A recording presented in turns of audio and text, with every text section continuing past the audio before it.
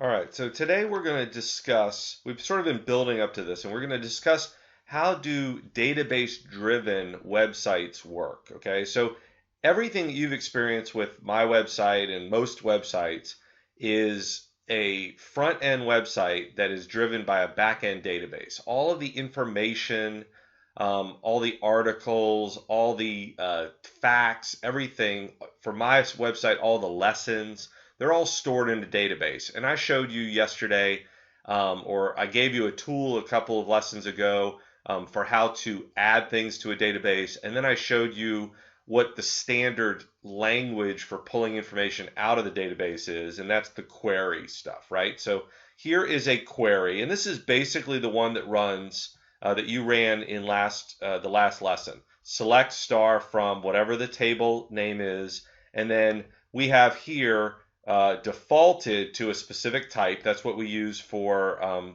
your database generator. And then it's keyed to your student ID. So prospect ID equals, and then it pulls up what's called a session variable, which is stored when you log in. It creates this variable called student that lasts for as long as you're in the session. And this here, CF query param SQL type, basically this just is making sure that whatever that number is a integer, right? So my ID is 843, your ID might be 17,206, whatever it is. It just makes sure it's an integer. So this is SQL that you're familiar with, right? And then what we do is we package it in a little package that the website can understand. I program using a language called ColdFusion. And all ColdFusion is a language that says we'll take specific tags, right? Here, this is a query tag, CF query, ColdFusion query. We name it what we want, and then we tell the website where is the database and what's the username and what's the password to get in. So this information gets sent to the server, and that basically is a handshake, right? That says, okay, yes, let this code right here be run. So I have a thing that says CF query, and then I put in my SQL, right, that you wrote yesterday, and then this is the page. So I send the SQL. This is all behind the scenes. This does not show up. And then this stuff here you're familiar with, right? It's the code. But how does that work? How does I'm going into the database and saying, give me all of these records. How do they then show up on the website? Well, my query is called projects. I named it projects.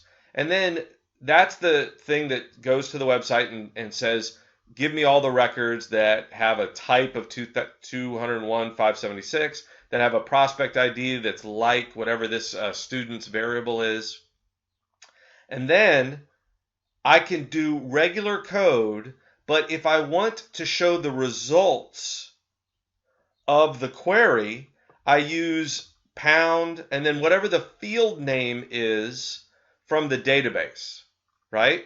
So in my database, I have field names. These are the columns in the database: prospect ID, results ID. This is the key. This is the unique ID for every record.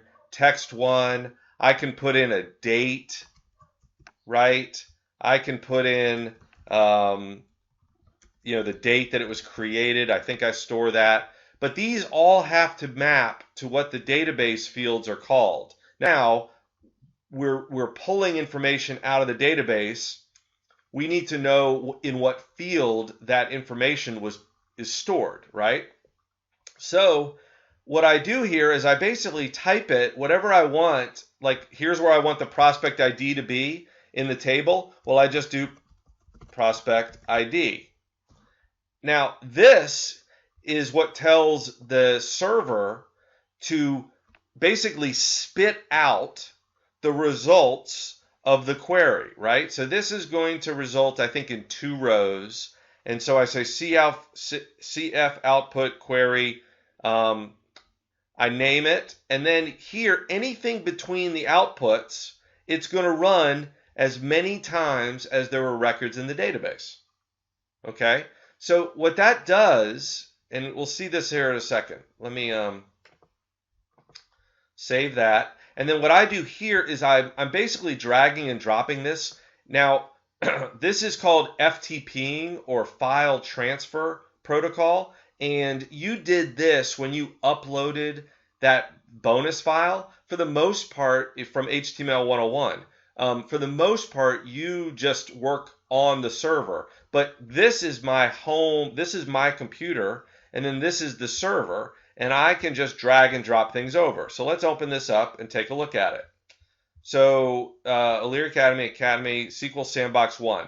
This is a version, right? This is what you were working on here, right? This is what you were working on. I was giving you an opportunity to just test out different query language, but I made one that just didn't have anything in it except the results, okay?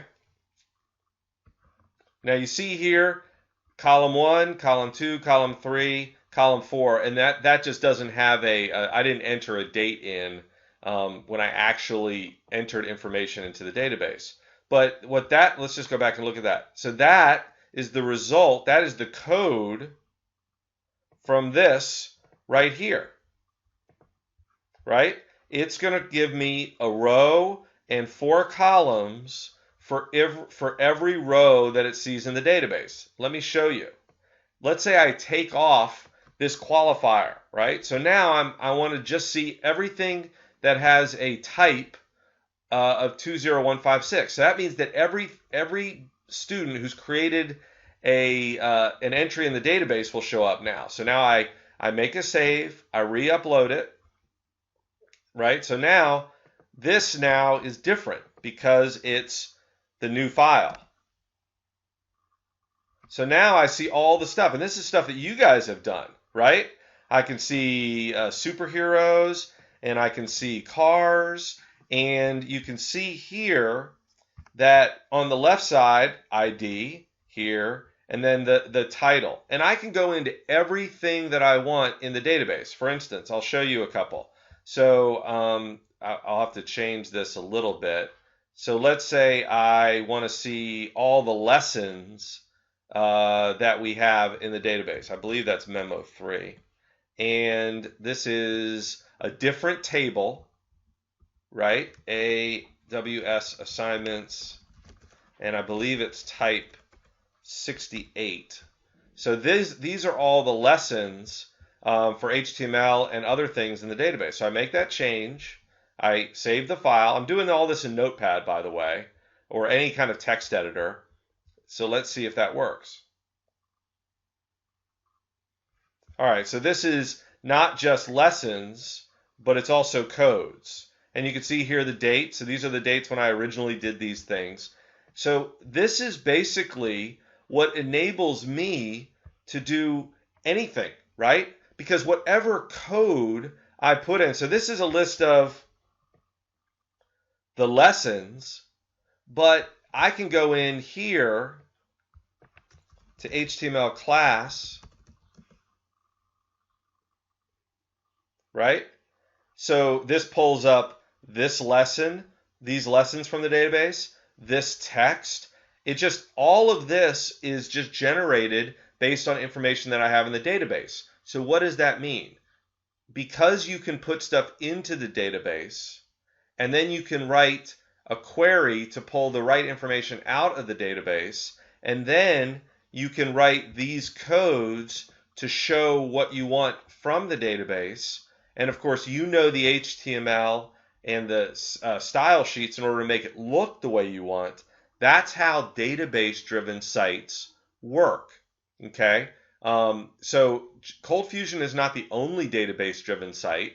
There are other sites like PHP and Java server pages and other sites like that. But ColdFusion is what I use, and what that basically lets me do is it lets me query the database and then serve up the results in this type of query output language, and then I use whatever code I want to make it look like what I want. And so that means that I could have one page, right? SQL Sandbox CFM, and have it pull really whatever piece of information I want from the database.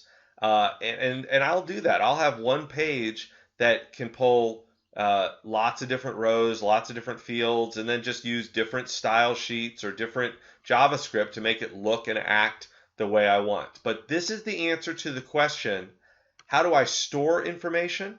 And then how do I serve that information back up? So what we're going to do in the next, this is just an introduction to how database-driven sites work. And this is really it. I mean, truthfully, if you know how to do a query and to know how to do the outputting of that query, what we did is we outputted the results of the query into an array.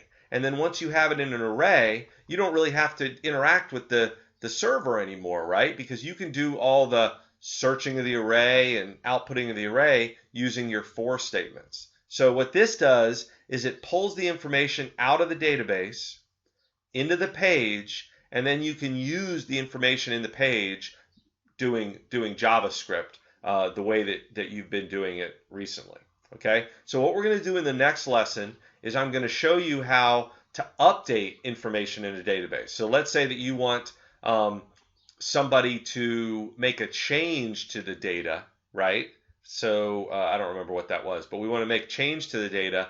How do we do that? And that's really cool. That changes your site so that now the things that happen on the page don't have to just last while the person's on the page, right? If somebody can update the database from within the page, then they can answer questions, save questions, make changes, approve things, etc. And we'll do that in the next lesson.